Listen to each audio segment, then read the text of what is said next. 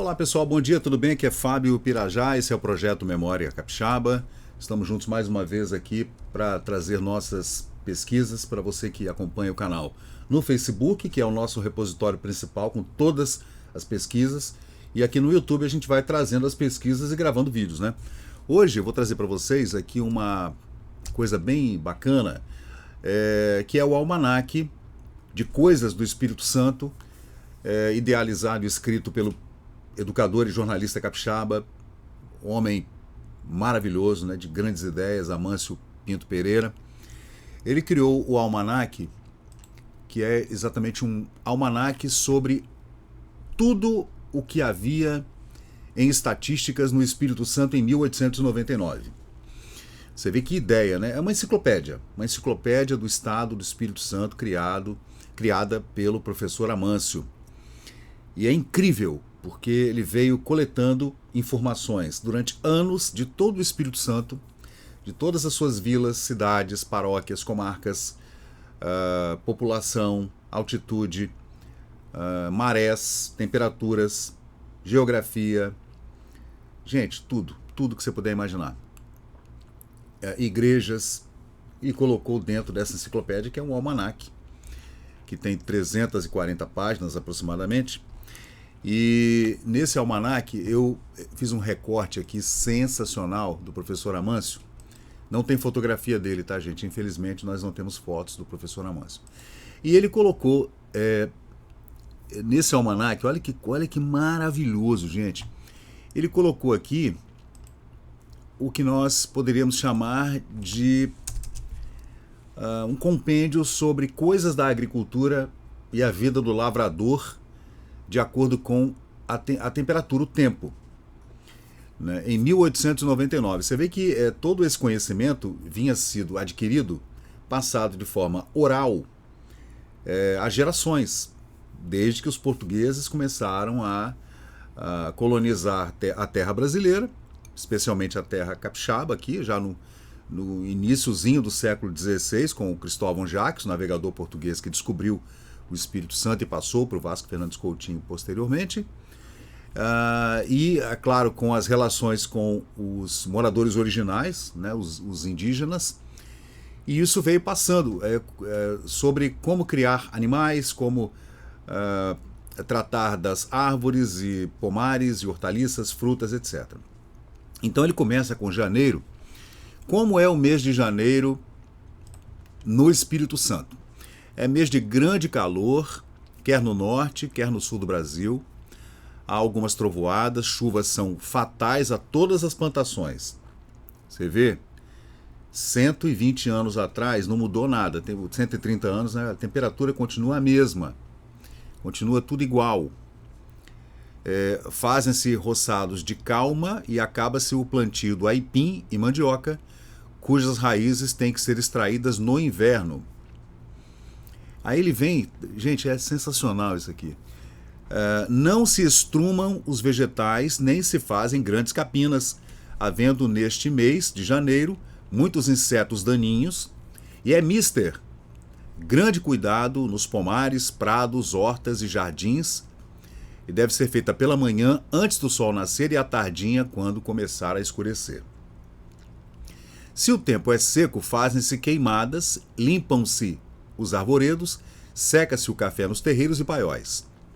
Os animais domésticos devem ser bem cuidados, os galináceos são acometidos de pipoca e pevide, sendo este tempo das melhores posturas. Aí vem fevereiro. Este mês é seco, ainda há algum calor, porém o ar é mais temperado e vivificante. Os arvoredos, com o frescor das manhãs, reverdecem suas folhas crestadas e deitam borbulhas. Você vê, orvalho, está falando do orvalho, né? Capinam-se as roças, pomares, hortas, jardins, arrancam-se à mão a vassoura dos prados e pastos, que são ervas daninhas, né? Fazem-se estrumeiras. Tem muitos termos, gente, da agricultura, né? Do século XIX, XVIII, que a gente estranha, mas dá para entender. Fevereiro isso ainda, hein? Semeiam-se feijões e outros grãos do tempo quente e colhe-se o arroz maduro, em fevereiro. Chega-se terra aos arvoredos de ornamento e frutíferos e continua-se a secar o café nos terreiros e paióis estufados. Aí os paióis já estão como estufas para poder secar o café no mês de fevereiro. E estão secando também cafés nos terreiros, né? Os cafezeiros devem ser bem cuidados para que os grãos não venham xoxos e raquíticos, ou, né, raquíticos com CH. Os animais também requerem muita atenção. É mister, né? É gozado esse termo, né? Mister quer dizer é primordial, você tem que fazer, é importantíssimo. Mês de março. Este mês é de clima seco, faz ainda algum calor, sendo o ar um pouco mais temperado e saudável. Ali são as águas de março, né? Fechando o verão, como diz o poeta. Continua-se o plantio de cana e feijão. É bom que a gente vê também nesse relato dos 12 meses o que se plantava no Espírito Santo no século XIX. Continua-se o plantio da cana e do feijão. Ajunta-se lenha para as fornadas, manda-se fazer a farinha de mandioca e prepara-se o polvilho. Em diversos lugares de serra acima, lugares altos, né, dá-se o começo da colheita do café para ser despolpado. Aproveitam-se as vagas para a plantação e muda dos cafezeiros, moscadeiras, caneleiras, laranjeiras e outras plantas de pomares. Aí você vê que eles faziam uma plantação conjunta, né? Extraía-se o café e já se plantava outra coisa ali que dava para você colher até a próxima plantação do próprio café. Ainda no mês de março, termina-se a semeada de legumes europeus e carreia-se o estrume preparado para os jardins. Nos prados, pastos e currais dos gados fazem-se plantações de cereais e forragens, tendo antes feito novos para o seu uso. Os gados merecem muito cuidado ainda para preservá-los dos insetos. Aí está falando dos bernes, né, e dos carrapatos e mosquitos e moscas, etc. No mês de março ainda, os galinheiros precisam também ser bem limpos e até lavados para matar a punilha. Aí são doenças dos galináceos, né? Agora, o mês de abril, deixa eu ver aqui, se também não estou cometendo algum erro aqui no português da época, né? Eu fiz a transcrição, mas de repente é até melhor ler ali direto, né? Aqui, no mês de abril, este mês não é bom para nenhuma cultura. Olha que engraçado. As plantações devem ser montadas e escoradas e os terrenos bem amanhados para a futura lavoura. É para cuidar dos terrenos no mês de abril, que não é para plantar nada, que é um mês ruim. Mudam-se legumes e plantas miúdas de jardins dos viveiros para os seus canteiros. Tá vendo? Tira-se do jardim e joga para o canteiro. Abacelam-se os feijões. Abacelar, eu sinceramente não sei o que verbo é esse. Abacelam-se os feijões, quer para cereais, quer para os de vagens. Continua a faina da colheita do café, sendo apanhado só o bem maduro, tá? No mês de abril, que dá mais venda, melhor para vender. Começam as derrubadas de matas virgens para seca e serem queimadas nos meses seguintes. Você vê? O pessoal derrubava a mata, olha só como era. Derrubava a mata no mês de abril para depois fazer a queimada. Cuidam-se dos jardins e das hortas. Continua-se a tratar o gado e animais domésticos, com cuidado. Ainda carrega-se estrume e trata-se a lenha para os engenhos. E a farinha de mandioca deve estar acabada, podendo continuar se houver ainda muita raiz arrancada. A mandioca, né? Bicho, é muito legal. Aí aqui o mês de maio. Começa o tempo bom, fresco e seco. Olha que bacana. Como é que as pessoas tinham a noção do tempo como era, né? O mês de maio já prenuncia um inverno, né? E o tempo fica gostoso e é ótimo para plantar. Não é inverno, mas já está, né? É um prenúncio. As plantas são sachadas ou sacadas, abacelhadas e estacadas. Esses são os verbos da época, tá, gente? Verbos da agricultura do século XIX. Continua o trabalho da colheita do café maduro. Limpam-se os algodoeiros para darem bons capulhos. Trata-se do arrancamento das folhas secas de cana e limpam-se os pés. É a época mais própria para todos os legumes, como em geral o são os meses que não têm a letra R. Os meses que não têm R's são ótimos para legumes e verduras. É engraçado, né? O mês que não tem R seria o quê? Setembro, dezembro, novembro, janeiro, fevereiro, março, abril. Então seria maio, junho, julho e agosto. São os meses bons para... A gente vai aprendendo coisas, né? Olha que interessante.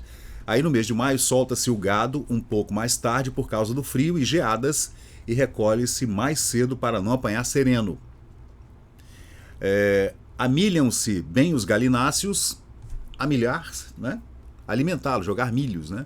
Para os galináceos, e trata-se da criação miúda para curá-la da pipoca e do pevide. Aí segue aqui, vamos lá, até aqui maio, junho, vamos lá. Junho. Este mês é frio no sul e um pouco temperado no norte. Colhe-se o café, feijões, milho, abóboras, quingombos, alguém sabe que vegetal é esse? Que fruta é essa? Não sei. Quingombos. E os cereais, legumes, batatas e tubérculos. Derruba-se a mata virgem e cortam-se as madeiras de lei e as destinadas para o carvão. Você vê que nessa época de junho e julho o pessoal passava a serra, né? Serra não, era no machado mesmo. Madeiras de lei, aí lá se vão os jacarandás, né? E é isso aí, gente. O pessoal chegava para isso mesmo, tem a sobrevivência, né, da época. Em serra abaixo, descendo a serra, deve estar concluída a colheita do café, ao passo que em serra acima é o tempo em que deve haver o seu princípio para o despolpamento. É o tempo mais próprio para os trabalhos de jardinagem e de hortas. Queimam-se os alqueires de terra para o plantio próximo. Já estão queimando depois do desmatamento, né? Já estão queimando, fazendo a queimada para fazer o plantio já em julho, agosto. Continua-se a limpeza das canas. E escolhe-se esta época para serragem de madeiras e para fazer obra nos engenhos e habitações. Já é um tempo bom, seco, frio, para você poder fazer reparos nos engenhos, nos alambiques, nas residências, né? Não havendo mais insetos, os gados não carecem de tantos cuidados, né? Vamos lá, mês de julho. Mês de julho propicia a moagem da cana, para o que se deve ter feito boa previsão de lenha. Tá vendo, gente? Colhem-se o algodão, limpam-se os arvoredos das ervas de passarinho e serram-se os doentes para aproveitar os brotos. Olha que interessante. Tá vendo? Aqueles doentes você poderia cortar, mas poderia utilizar os brotos para nova plantação. Fazem-se e dobram-se as cercas, cavam-se os fossos e limpam-se as valas. É coisa de roça mesmo, né, gente? É tempo da salga do peixe nas fazendas de beira-mar. Olha que interessante, eu li isso aí, achei legal. Porque à beira-mar também havia fazenda, gente. A gente imagina que fazenda é coisa do interior, né? Mais para o oeste, mas não. Havia também fazendas de beira-mar. Aqui, por exemplo, a gente pode citar um exemplo típico aqui da região da Grande Vitória, que é Coqueiral de Itaparica. Não é à toa que Coqueiral de Itaparica é chamada de Coqueiral, né? Porque ali havia uma grande fazenda, uma enorme fazenda de cocos, né? Ali da praia de Itapuã até a Barra do Jucu, era uma enorme fazenda onde se plantava cocos. Ainda aqui no mês de julho, deixa eu ver, sendo este o tempo da produção das vacas, ovelhas e porcos, é mister, novamente, cuidar nos filhos e alimentar bem as mães.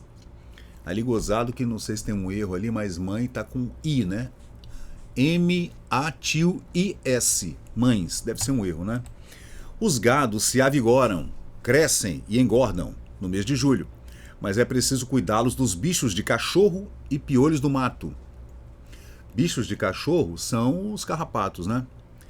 Os galináceos devem ser bem alimentados para darem ovos e as fêmeas e a terem força os machos para a galação.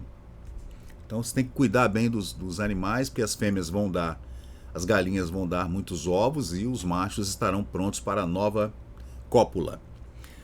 Os perus, olha só que interessante, os perus soltam-se nas fumarias e prados para matar as lagartas e outros vermes e engordarem também. Então tinha também criação de peru aqui no Espírito Santo, né, nessa região sudeste aqui do Brasil. E os criadores soltavam os perus, porque os perus eles saem comendo tudo quanto é bicho. Escorpião, formigas, cupins, larvas, eles saem comendo tudo, né? E fazem uma limpeza maravilhosa, né? E ainda, acima de tudo, ainda engordam. Bem que as galinhas também fazem isso, mas eram galinhas presas para o abate, né? E depois para a venda. Aqui agora, mês de agosto. Neste mês o tempo é seco, temperado e agradável, havendo, porém, grandes ventanias e mesmo temporais. Gozado, né? Temporais no mês de agosto. Né? A gente está acostumado com temporais no verão, né? Cessa o derrubamento das matas virgens e das madeiras de construção, no mês de agosto. Continua a colheita do algodão, a limpeza das árvores, a feitura das cercas, fossos e valas. Plantam-se a cana, cujos olhos são cortados na moagem, e o arroz temporão. Semeiam-se os feijões, milho, abóboras, chuchus, batatas, inhames, carás. Eu adoro cará. Você conhece o cará? O cará é uma espécie de inhame, maravilhoso, é um tubérculo, né? E toda sorte de cereais, tubérculos, raízes, etc. Plantam-se árvores e mudam-se outras porque o tempo é propício. Podam-se os cafezeiros, cacaueiros, caraveleiras e todos os mais que forem preciso. Começa a cardagem do algodão e seu enfardamento. Amainam-se e preparam-se as terras velhas para cereais em setembro. Então, tá vendo que interessante? As terras novas é onde há mata virgem, há desmatamento, aí dá aquela parada no mês de junho, julho, em agosto já estão fazendo as queimadas para novas plantações. Já as terras velhas, tá vendo, são utilizadas para os cereais em setembro. Vigiam-se as novas plantações de cereais porque todos os pássaros os procuram, com especialidade os anus e pássaros pretos. Olha que interessante, gente, que legal, né? Então, no mês de agosto, você tinha que ficar de olho, porque aí tinha que botar um espantalho, né, para os anus e pássaros pretos ficarem longe das plantações, das novas plantações de cereais. Agora, esses outros pássaros pretos eu não conheço porque eu não entendo nada de pássaros, né, gente? Alimentam-se também as aves para que possam criar os filhos, soltam-se os perus para destruir os insetos, que é mês de agosto. Vamos lá, setembro. Continua-se a lavoura do mesmo modo que em agosto, mesma coisa, porque o tempo ainda é bom, embora comecem os calores e temporais. Estranho, né, gente? Agosto e setembro. Estranho, né? Temporal em agosto e setembro. Os enxertos devem ser feitos de borbulha. Tosquia-se o gado lanjeiro, ou lanigero. Fazer o tosquiar o gado. Interessante, né? Ou ele está falando de ovelhas? Porque o gado pode ser de ovelha também, né? Tosquia-se o gado lanigero. Castram-se os porcos, de preferência os pequenos. Cuidam-se em todas as espécies de gados, todos os gados, né? Verificam-se o estado dos umbigos. Semeiam-se em larga escala o arroz, o feijão, mamona, porque da mamona extraía-se um óleo, né? Óleo de mamona. E fazem-se outras plantações que não poderão ser feitas mais cedo. Persegue-se a formiga com atividade. Tá vendo, gente? A formiga era uma peste mesmo, né? Aqui em Vitória, por exemplo, ali pelos anos 1930, houve uma verdadeira caçada às formigas aqui na Grande Vitória, aqui dentro da cidade, aqui na Cidade Velha. Depois eu trago para vocês aqui essa caçada aos grandes formigueiros e cupinzeiros aqui nos anos 1930 em Vitória, na Fazenda Maruípe, no Parque Moscoso, etc. Vamos lá, mês de outubro.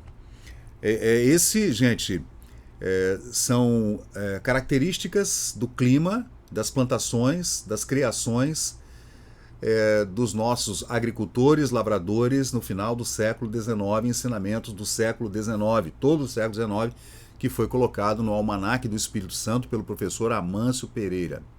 Ok? Ele juntou isso aí, todas essas informações, e fez uma enciclopédia. E eu fiz esse corte para mostrar como funcionava a agricultura capixaba em 1890 e anterior a esse período. Em outubro, o tempo já é bastante quente e por vezes molhado, e por isso deve-se fazer com animação a grande lavoura, que com as chuvas próximas tem de vigorar. Colhem-se a palhada e ramos secos para o gado, o vacum e o suíno. Você vê que quando ele fala de gado, é um coletivo para todo animal de pastoreio, né? Os suínos, os bovinos, todos eles. E vamos lá. Aí tá aqui, outubro. Que mais? Colhem-se a palhada, divide-se o gado do alto das planícies para os montes para livrá-los das moscas motucas. Motucas. Aí separava o gado, porque a motuca é infernal. Trata-se a lenha para os telheiros para reguardá-la da chuva. Então havia um local onde você guardava a lenha, para a lenha ficar seca, senão você não consegue queimar essa lenha molhada, né? Quem já tentou fazer isso com uma lenha molhada sabe como é horrível, né? Você tentar queimar uma madeira molhada. Continua-se com as semeadas do arroz e perseguem-se os formigueiros. Eu dei uma leve distraída aqui agora, pessoal, porque o Windows aqui deu uma leve travadinha. Mas vamos lá, vamos continuar. Deixa eu ver. Agora o mês de novembro. Vamos ver aqui. Mês de novembro. Este mês é quente e chuvoso e nada mais se planta. Olha que interessante. Amanham-se as plantas leguminosas e limpam-se as canas novas e toda sorte de arvoredos frutíferos. Cuidam-se dos melões, das melancias que devem ser resguardados do sol. Tá vendo? Já está na hora de você cuidar do melão e da melancia, que não podem ficar expostos ao sol, porque senão, né, não dá para vender depois. Revolvem-se as terras e capina-se a enxada inteira, porque o chão está fresco e úmido, ou mete-se o arado. Já há uma preparação para o plantio no mês de novembro. Redobra-se a vigilância sobre os animais. Procede-se à colheita das folhas do chá para exportar e das folhas as folhas da amoreira para os bichos da seda. Olha que interessante. Então, procede-se à colheita das folhas de chá para exportar e das folhas da amoreira para os bichos da seda. É o tempo mais próprio para a engorda dos porcos, mês de novembro. Bom, e para fechar o ano aqui, o professor Amâncio coletou essa informação maravilhosa. Este mês é muito quente e em serra acima bastante chuvoso. E por isso nada se planta ou se colhe além dos cereais, do chá e semelhantes. Continua-se o revolvimento de terras, face à derrubação das caatingas e capoeiras. A moagem e destilação devem estar concluídas. A moagem da cana, né? E a destilação também. Conserva-se a limpeza das valas, dos regos e dos esgotos. Podam-se ainda alguns vegetais, como as fumarias e os industriais. Todo cuidado é mister ter com o gado para não devastar as plantações que se avigoram. Você não pode largar o gado, porque o gado vai lá e pode comer tudo. O café deve estar seco para pô-lo a secar em estufas. Então é isso aí, gente. Maravilhoso esse relato, feito pelo professor Amâncio Pinto Pereira. Está aqui uma gravura dele, no seu almanaque de 1899. Sensacional, né? E esse almanaque foi compilado pelo professor Amâncio no intuito de fazer uma espécie de enciclopédia, né? Muito bem sucedido, realmente. Uma coisa incrível desse nosso literato, professor, intelectual, jornalista, né? Educador capixaba. Então é isso, gente. A gente tem também aqui no Memória Capixaba todo o almanaque, né? Que está aqui, ó. Esse é o almanaque. O almanaque foi editado por A. Moreira Dantas, na sua editora, na rua 1º de Março, aqui perto do Palácio Anchieta, ali, né? E o Moreira Dantas faz uma homenagem ao professor Amâncio por conta desse trabalho hercúleo, né? Aí ele fala bem assim, quer ver? A apresentação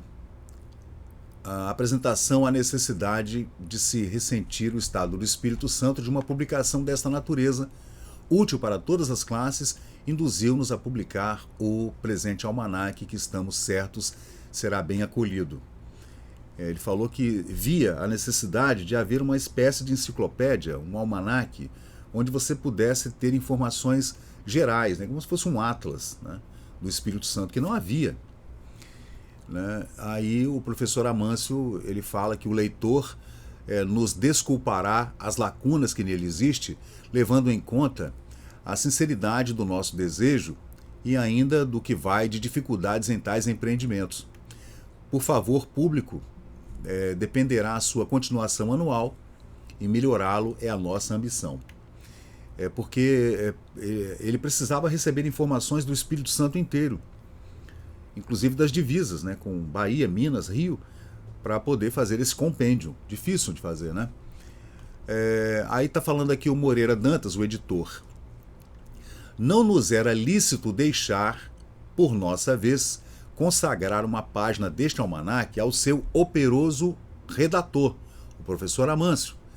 Apesar de suas reiteradas esquivas, e nós o fazemos jubilosamente, publicando em seguida a sua fotografia, embora em miniatura.